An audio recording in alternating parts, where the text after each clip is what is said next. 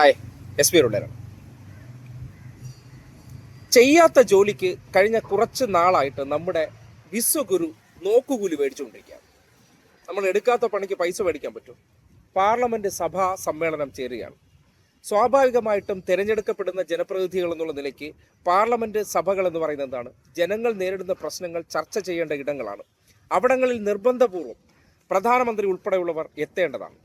ഇന്നലെ നമ്മുടെ നാട്ടിൽ വളരെ പ്രധാനപ്പെട്ട ഈ നാട്ടിൽ ഒരു കേന്ദ്ര വിദ്യാഭ്യാസ മന്ത്രിയുടെ രാജിയിലേക്ക് എത്തിയ ഈ നാട്ടിലെ ചോദ്യപേപ്പർ ചോർച്ചയുമായി ബന്ധപ്പെട്ട ബിൽ ചർച്ചയ്ക്കെടുക്കുമ്പോൾ സ്വാഭാവികമായിട്ട് ഇന്നലകളിൽ ഇൻസ്റ്റഗ്രാം ഐഡിയിലൂടെയും മറ്റിടങ്ങളിലൂടെയൊക്കെ വന്ന് യൂത്ത് ജനങ്ങളുടെ വിഷമത്തിൽ ഞാൻ ആകുലതനാണ്, ഞാൻ അതിൽ വല്ലാത്ത വേദനിച്ചു, എനിക്കതിൽ ഉൾക്കൊള്ളാൻ പറ്റുന്നുണ്ടെന്നൊക്കെ പറഞ്ഞ വ്യക്തി ആ വിഷയവുമായി ബന്ധപ്പെട്ട് ആ ബില്ലിൻ്റെ ചർച്ചയിൽ സ്വാഭാവികമായിട്ട് സഭയിൽ പങ്കെടുക്കണ്ടേ? അതുമായി ബന്ധപ്പെട്ട് അദ്ദേഹം കാര്യങ്ങൾ പറയുന്നതിന്, അതായത് ഈ രാജ്യത്തിൻ്റെ പ്രതിപക്ഷം എന്ന് പറയുന്നത് ഈ ഒരു പീപ്പിൾസ് വോയിസ് ആണ്. അതായത് തിരഞ്ഞെടുക്കപ്പെടുന്നവരാണ്, ജനങ്ങളാൽ എം പിമാരെ തിരഞ്ഞെടുത്ത് ലോക്സഭയിലേക്ക് അയക്കുന്നത് അവരുടെ പ്രശ്നങ്ങൾ പറയേണ്ട ഒരു മെമ്പറാണ്. അവർ പറയുന്ന ഒരു കാര്യവും തനിക്ക് കേൾക്കണ്ട. പക്ഷെ പാർലമെന്റിൽ ചേരുന്ന സന്ദർഭങ്ങളിലുള്ള ആനുകൂല്യങ്ങൾ മുഴുവൻ എൻ്റെ പോക്കറ്റിലേക്ക് എഴുതിയെടുക്കുന്നുണ്ടെങ്കിൽ ചെയ്യാത്ത ജോലിക്ക് അദ്ദേഹം എന്ത് ചെയ്യാണ്? ആനുകൂല്യം എഴുതിയെടുക്കുകയാണ്, നോക്കുകൂലി. അപ്പോൾ നമ്മുടെ നാട്ടിൽ ഏറ്റവും കൂടുതൽ നോക്കുകൂലി നമ്മുടെ നാട്ടിലെ ചുമട്ടുതൊഴിലാളികളുടെ പേരിലാണ് ആരോപിച്ചിരുന്നത്. യഥാർത്ഥത്തിൽ ഒരു തിരഞ്ഞെടുക്കപ്പെട്ട പദവിയിൽ ഇരുന്നു കൊണ്ട് ലോക്സഭയിലെ സെഷനുകളിൽ പങ്കെടുക്കാതെ അതിൻ്റെ ആനുകൂല്യം പറ്റുന്ന അല്ലെങ്കിൽ അതിൽ പങ്കെടുക്കാൻ താല്പര്യമില്ലാത്ത വ്യക്തിക്ക് ആ പദവി ചേരുന്നതാണോ?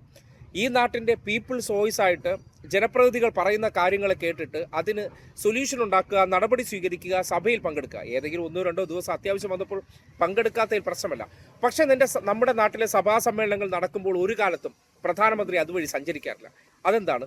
അദ്ദേഹം ഈ ചക്രവർത്തിയാണോ? ഈ നാട്ടിൽ ബാക്കിയുള്ള ജനപ്രതിനിധികൾ പറയുന്ന കാര്യങ്ങളെ കേൾക്കേണ്ട ആൾ ഞാനല്ല എന്ന രീതിയിൽ അദ്ദേഹം വഴിമാറി നടക്കുന്നുണ്ടെങ്കിൽ അദ്ദേഹം ആ പദവിക്ക് യോജിച്ച വ്യക്തിയാണോ? ഇത്തരം ഏകാധിപത്യ പ്രവണതകൾ എന്തുകൊണ്ട് നമ്മുടെ നാട്ടിൽ ചർച്ച ചെയ്യപ്പെടുന്നില്ല? സ്വാഭാവികമായിട്ടും ചോദ്യങ്ങൾ ഉയരേണ്ടതാണ്. ഇത്രയും വലിയൊരു ബില്ലിൽ ചർച്ച നടക്കുമ്പോൾ ഇൻസ്റ്റഗ്രാമിലോടുൾപ്പെടെ വിദ്യാർത്ഥികൾക്ക് വലിയ ഉറപ്പ് കൊടുത്ത വ്യക്തി സഭയിൽ പോകാതെ അദ്ദേഹത്തിൻ്റെതായിട്ടുള്ള ആക്ടിവിറ്റീസിൽ പോയി അഭിരമിച്ച് സന്തോഷിച്ച് നടക്കുകയാണെങ്കിൽ ഇദ്ദേഹത്തിൻ്റെ പ്രവൃത്തി എന്താണ്? ഇദ്ദേഹത്തിൻ്റെ ജോലി എന്താണ്?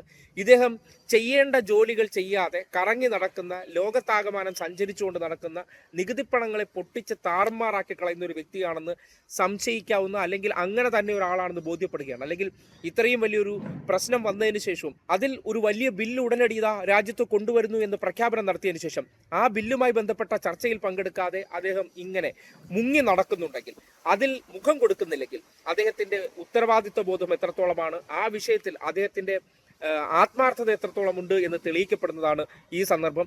ഈ വിഷയത്തിൽ നോക്കുകൂലി വാങ്ങിക്കുന്ന BJPയുടെ പ്രധാനമന്ത്രിയും അമിത്ഷാ ഉൾപ്പെടെയുള്ള നേതാക്കന്മാരുടെ പ്രവൃത്തിയെ ഈ രാജ്യം ചോദ്യം ചെയ്യേണ്ടതാണ്. കാര്യം നമ്മൾ കൊടുക്കുന്ന നികുതി പണത്തിലാണ് ഇവർ നടത്തുന്ന ആഡംബര ജീവിതം, ആർഭാട ജീവിതം, സുഭിക്ഷമായിട്ടുള്ള ജീവിതം, ഇവരുടെ ഉലകം ചുറ്റൽ.